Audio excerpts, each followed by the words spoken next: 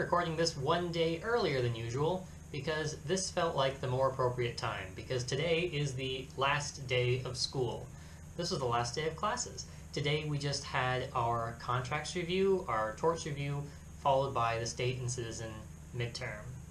And the review sessions are interesting because they didn't cover any substantive material, but it was just an open Q&A and a chance for us to run through practice problems. And that was interesting, namely because of how empty the classrooms were. I have noticed over the last few weeks that the class sizes has seemed to shrink a little because there's all these empty chairs.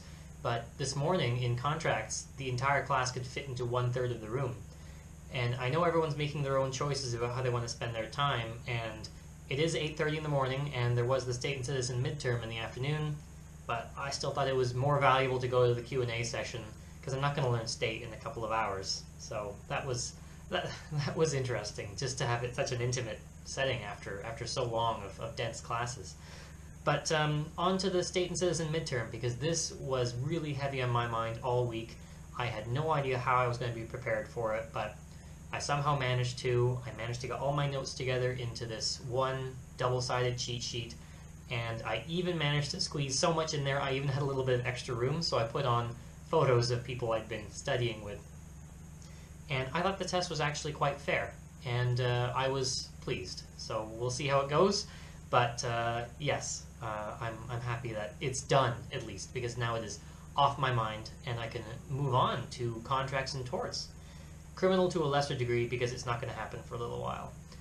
But oh my goodness, for contracts, this is a take-home exam, and it's very similar to the midterm. Namely, there are problems, some of which involve giving legal advice, and to get full marks you need to give the correct legal advice. That's what Professor Swan is looking for.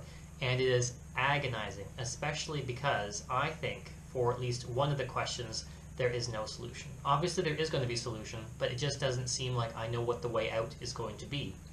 And it actually reminds me of the Kobayashi Maru in Star Trek. This is a training situation for cadets. It's a combat scenario in which there is no solution. The captain will always lose, and that is simply because there was no way to win. A no-win situation is a possibility every commander may face. Has that never occurred to you? For this problem, I just feel like there is no answer, because every potential solution that I've thought of has been shot down by the professor during one of these open Q&A sessions. And every single door that I thought I might be able to open has already been closed.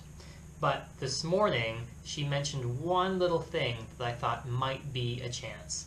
To give you some background, I need to try and save a client from a problem that they have because of a very poorly drafted contract that they made 25 to 30 years ago.